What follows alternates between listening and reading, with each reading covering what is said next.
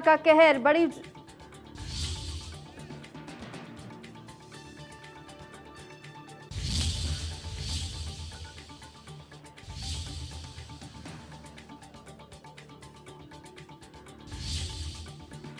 प्रतापगढ़ में ये बड़ा हादसा हुआ है। भीषण सड़क हादसे में 14 लोगों की मौत हो गई है। तेज रफ्तार बोलेरो ट्रक में घुसी है।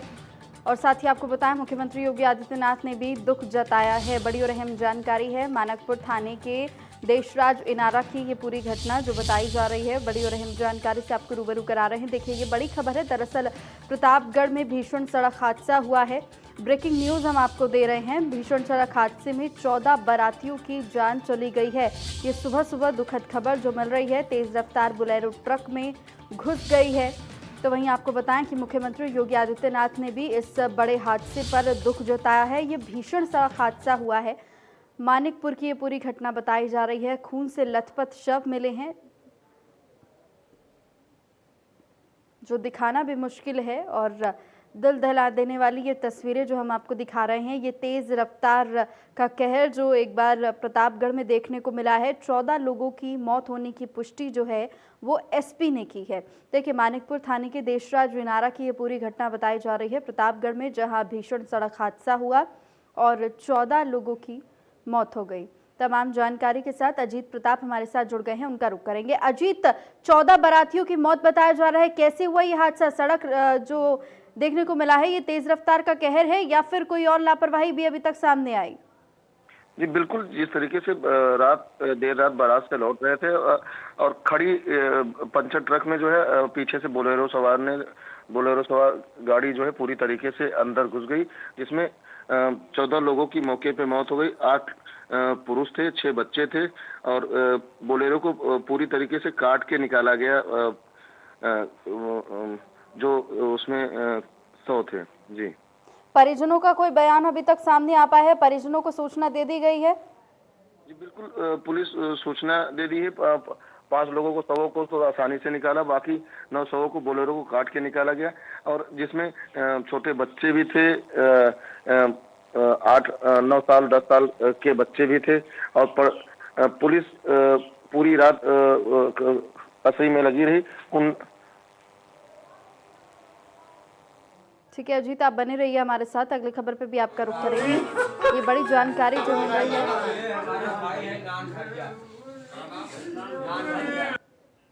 सड़क हादसे में 14 लोगों की मौत हो गई है। ये बड़ी और अहम जानकारी है।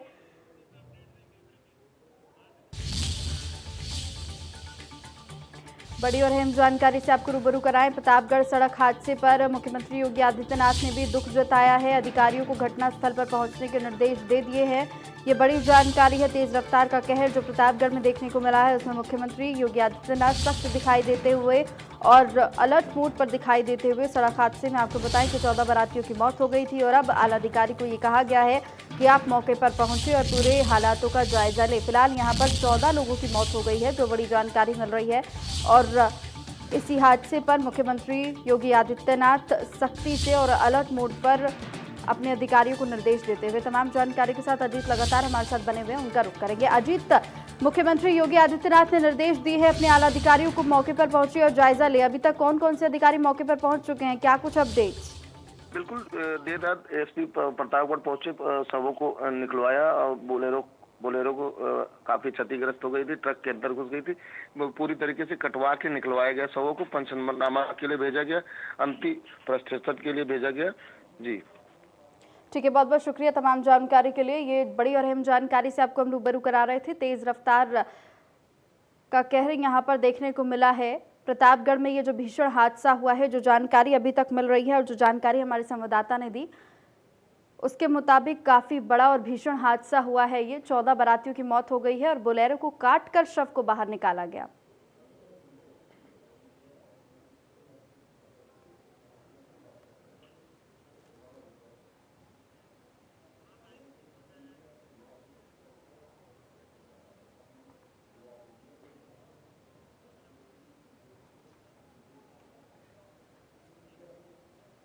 नमस्कार, बहुत बहुत स्वागत है आपका इंडिया न्यूज यूपी उत्तराखंड में और मैं हूं आपके साथ निकिता अरोड़ा। बुलेटिन की शुरुआत फटाफट अंदाज में।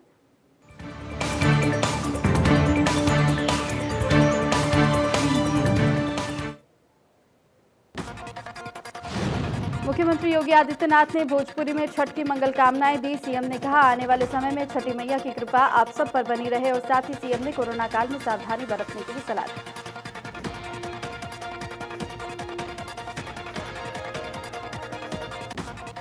मुख्यमंत्री योगी आदित्यनाथ ने लखनऊ विश्वविद्यालय के शताब्दी समारोह का शुभारंभ किया और इस मौके पर संबोधित करते हुए उन्होंने कहा कि आज हम गर्व से कह सकते हैं कि लखनऊ विश्वविद्यालय में इन 100 वर्षों की यात्रा में देश और समाज को राष्ट्रपति से लेकर न्यायमूर्ति दिए तो लोकतंत्र को मजबूत करने वाला नेता भी दिए। मुख्यमंत्री ने कहा कि लखनऊ विश्वविद्यालय ने अर्थव्यवस्था को आगे बढ़ाने वाले उद्योगपति भी दिए हैं। उन्होंने कहा कि नई शिक्षा नीति 2022 तक लागू हो जाएगी। इस नीति में ज्ञान के साथ ही रोजगार का भी समन्वय होगा। मुख्यमंत्री योगी आदित्यनाथ ने कहा कि शिक्षण संस्थान खोल दिए गए लेकिन जन सरोकार से दूर कर दिया गया। हालांकि आपको बताएं कि शिक्षण संस्थानों को सामाजिक सरोकार से जोड़ना जरूरी है। आपको बता दें कि विश्वविद्यालय के 100 वर्ष पूरे होने पर 19 से 25 नवंबर तक शताब्दी समारोह मनाया जा रहा है। समारोह का उद्घाटन मुख्यमंत्री योगी आदित्यनाथ ने किया। प्रधानमंत्री नरेंद्र मोदी ने 25 नवंबर को समापन समारोह को संबोधित करेंगे।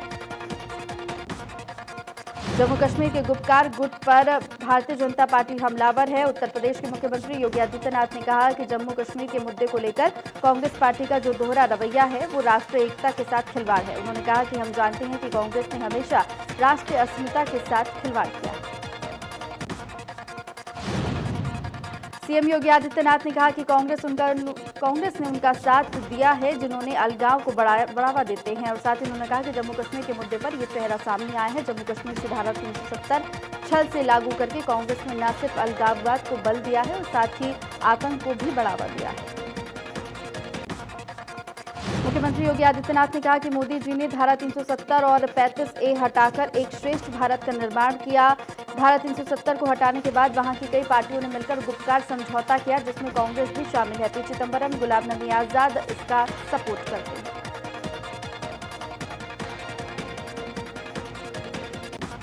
गाजीपुर में सपा प्रदेश अध्यक्ष नरेश उत्तम ने ईवीएम को लेकर बयान दिया है। कहा है कि ईवीएम के बजाय बैलेट पेपर से एमएलसी का चुनाव हो। बैलेट पेपर से चुनाव में सपा आगे रहती है।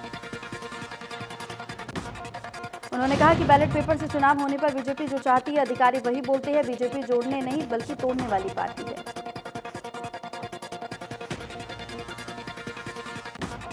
दिल्ली में कोरोना के बढ़ते आंकड़े को लेकर दिल्ली सरकार लगातार सख्ती बरत रही है। दिल्ली के अंदर अब मास्क नहीं पहनने वालों को 2000 रुपए तक का जुर्माना देना पड़ेगा। मुख्यमंत्री अरविंद केजरीवाल ने गुरुवार को कहा कि दिल्ली में अगर कोई मास्क नहीं पहनेगा तो उसके ऊपर 2000 रुपए का जुर्माना लगाया जाएगा। अभी तक 500 रुपए का जुर्माना होता था। इसके साथ ही मुख्यमंत्री केजरीवाल ने विपक्ष से कोरोना के वक्त राजनीति न करने के दिल्ली वासियों को घर पर ही छठ मनाने की अपील की है। सीएम अरविंद केजरीवाल ने कहा कि ये समय सेवा करने का है। जितनी हम सेवा करेंगे लोगों की उतनी ही लोग हमें याद रखेंगे। सीएम केजरीवाल ने इस दौरान बड़ा ऐलान करते हुए कहा कि दिल्ली के सभी प्राइवेट अस्पतालों के 80% बेड कोरोना के लिए आरक्षित रहेंगे।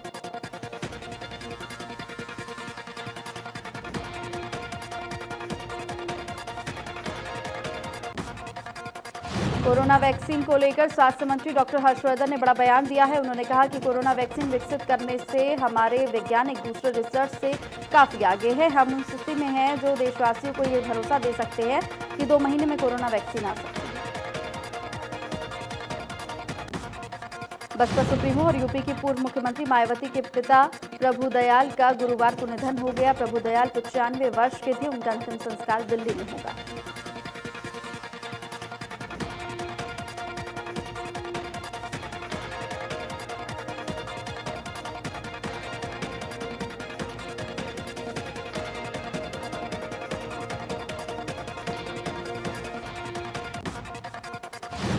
मायावती के पिता के निधन पर मुख्यमंत्री योगी आदित्यनाथ ने दुख जताया है। योगी ने ट्वीट कर कहा कि उत्तर प्रदेश की पूर्व मुख्यमंत्री मायावती जी के पिता की श्री प्रभुदयाल जी का निधन अत्यंत दुखद है। मेरी संवेदनाएं मायावती जी तथा शोक संतप्त परिजनों के साथ हैं। प्रभु श्री राम से प्रार्थना है दिवंगत आत्मा को अपने श्री चरणों में स्थान दें।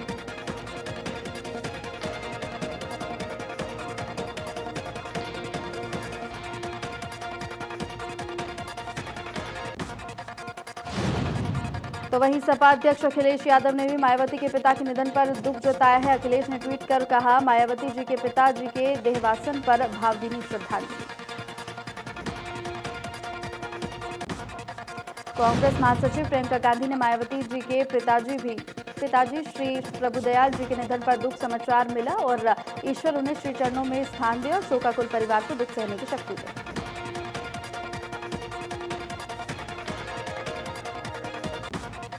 लखनऊ में बसपा में बड़े संगठनात्मक बदलाव हो सकते हैं। भीमराव अंबेडकर को प्रयागराज मंडल की जिम्मेदारी, तो वहीं लखनऊ में गंगाराम गौतम, शैलेंद्र गौतम, रामनाथ रावत को जिम्मेदारी। रायबरेली में हरीश सैलानी, वीडी सुमन, विजय गौतम को बड़ी जिम्मेदारी।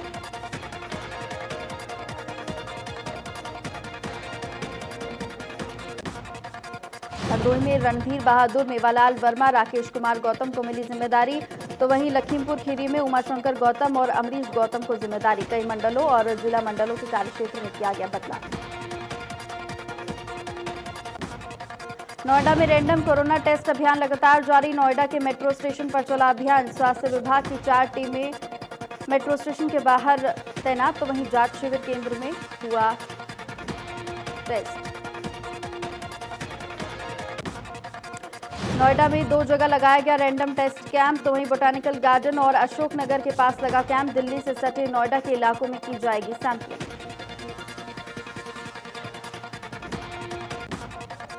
वर्ल्ड हेरिटेज वीक के चलते आगरा और ताजमहल ऐतिहासिक स्मारक आज बिना पैसे खर्च किए घूम सकते हैं लोग। तो वहीं आपको बताएं, इसी के साथ ही आगरा के सभी स्मारकों को देख और घूम सकेंगे, क्योंकि सरकार विश्व धरोहर सप्ताह दिवस के रूप में मना रही है।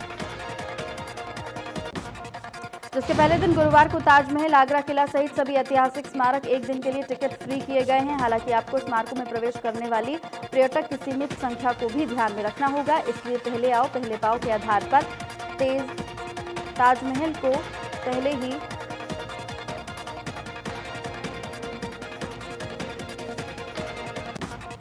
प्रतापगढ़ जिले में कोर्ट में पूर्व अमेरिकी राष्ट्रपति बराक ओबामा के खिलाफ शिकायत दर्ज की गई है। All India rural bar association के राष्ट्रीय अध्यक्ष ज्ञान प्रकाश शुक्ल ने लालगंज दीवानी कोर्ट में परिवाद दाखिल किया है और ये परिवाद ओबामा की किताब से जुड़ा हुआ है।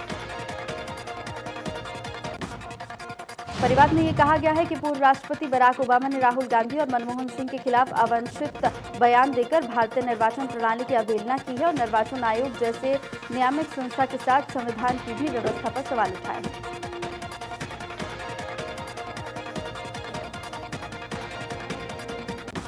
Lucknow police commissioner DK Thakur ने बंथरा थाने का औचक निरीक्षण किया। उन्होंने रजिस्टर को चेक कर अभिलेखों का निरीक्षण किया और साथ ही पुलिसिंग सुधारने और बेहतर पुलिसिंग के लिए दिशा निर्देश दिए। मेरठ में पुलिस और इनामी बदमाशों के बीच मुठभेड़ देखी गई, तो वहीं पुलिस कस्टडी से फरार हुआ 50,000 का इनामी कपिल। बदमाश ने दरोगा की पिस्टल छीनकर फायरिंग भी कर दी। जवाबी कार्रवाई में कपिल के पैर में गोली लगी। घायल बदमाश को अस्पताल में भर्ती कराया गया है। बदमाश सर्राफ व्यापारी की हत्या और लूट के मामले में शामिल था।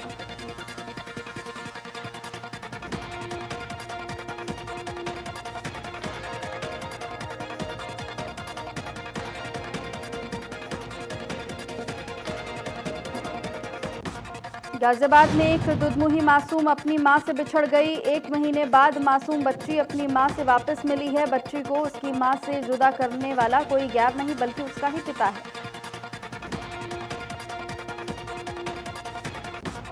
जालौर में संदिग्ध हालत में गोली लगने से एक युवक की मौत हो गई। परिजन हत्या की आशंका जता रहे हैं, तो वही मामला जिले के गोरान गांव का बताया जा रहा है।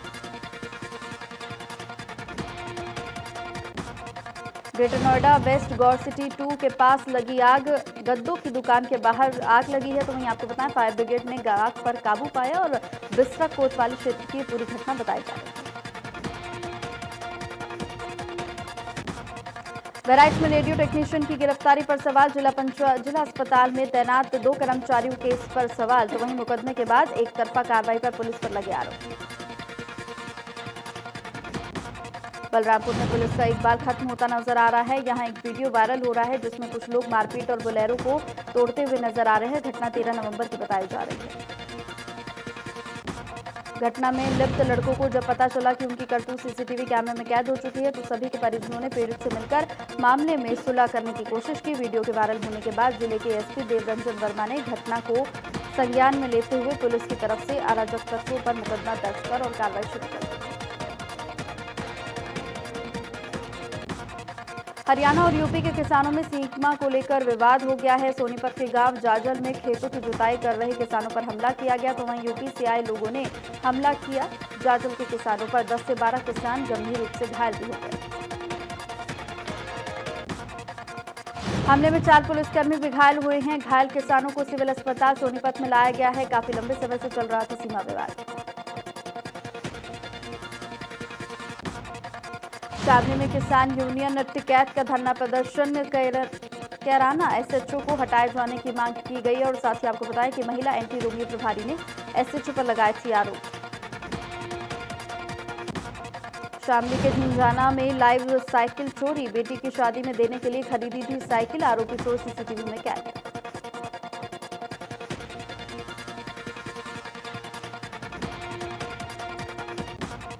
आगरा में नहीं थम रही नगर निगम की मनमानी, प्रदूषण कंट्रोल बोर्ड के हंटर के बाद भी मनमानी जारी।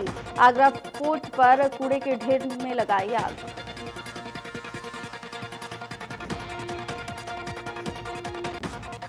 गोंडा में निजीकरण के खिलाफ रोडवेज कर्मियों का गुस्सा फूट पड़ा तो वहीं कर्मियों ने सड़क पर उतरकर प्रदर्शन किया और सरकार के खिलाफ जमकर नारेबाजी की। मुरादाबाद जनपद के थाना सिविल लाइन क्षेत्र के चंदननगर कॉलोनी में उस समय हड़कंप मच गया जब 15 साल की छात्रा ने फांसी लगाकर खुदकुशी कर ली। मृतका 8वीं कक्षा की छात्र है और परिजनों के मुताबिक छोटू नामक युवक छात्रा को लगातार परेशान करता था।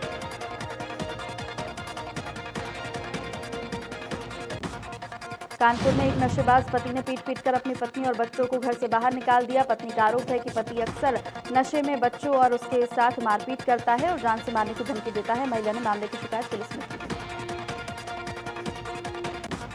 बदायूं में तेज रफ्तार का कहर देखने को मिला। ट्रक ने बाइक सवार 3 लोगों को कुचल दिया तो वहीं इस घटना में एक व्यक्ति की मौत हो गई जबकि 2 लोग गंभीर रूप से घायल हो गए। यह हादसा जीटीआई कॉलेज के पास हुआ। प्रतापगढ़ में लखनऊ प्रयागराज हाईवे पर बड़ा हादसा देखने को मिला। बस और बोलेरो में जबरदस्त टक्कर हो गई। हादसे में बस अनियंत्रित होकर पलट गई। एक की मौके पर मौत हो गई जबकि दर्जन भर लोग घायल हो गए।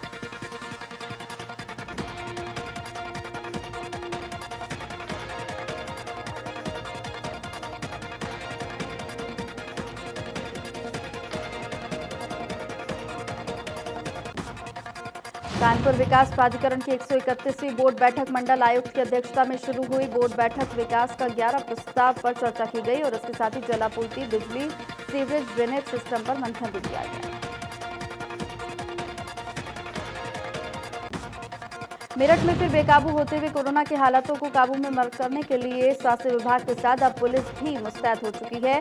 शहर और देहात के इलाकों में बिना मास्क सड़कों पर निकले लोगों को पुलिस ने चालान काटे।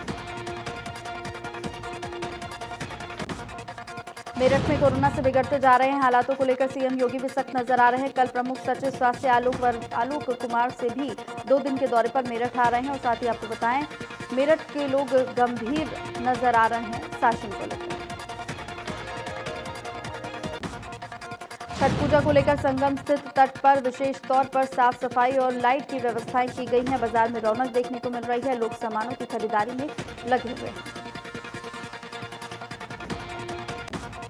छठ पूजा के मौके पर गाजियाबाद की तमाम तैयारियां की गई हैं। साथ ही आपको बताएं कि हिंडन घाट पर टेम्परेरी अस्पताल के अलावा सैनिटाइजेशन की व्यवस्था भी की गई है। साफ सफाई का पूरा ख्याल रखा गया है।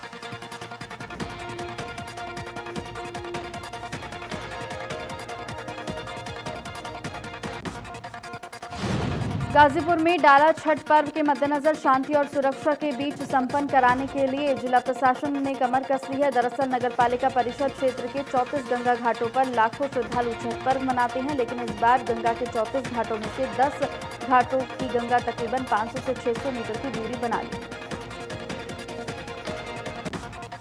इन 10 गंगा घाटों के बीच जिला प्रशासन द्वारा वैकल्पिक पुल का निर्माण करा रही है ताकि छठी मैया की पूजा करने वाली व्रती महिलाओं और समेत श्रद्धालुओं को कोई परेशानी ना हो। तो वहीं छठ पूजा करने वाले श्रद्धालु गंगा घाट पर पहुंचकर जायजा भी ले रहे हैं।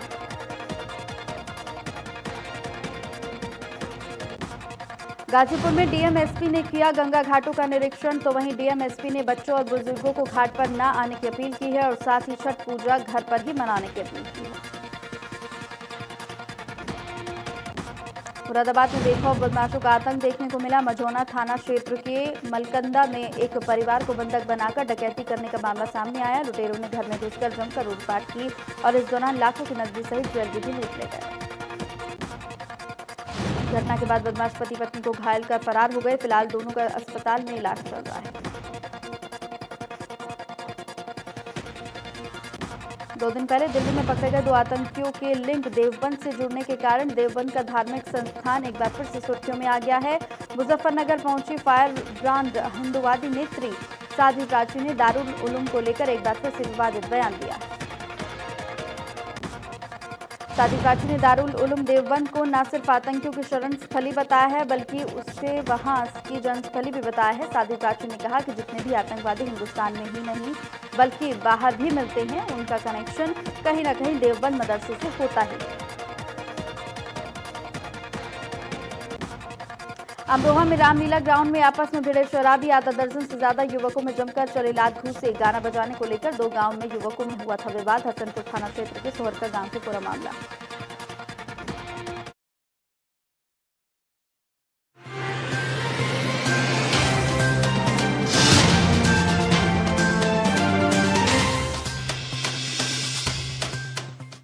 सच्ची सहेली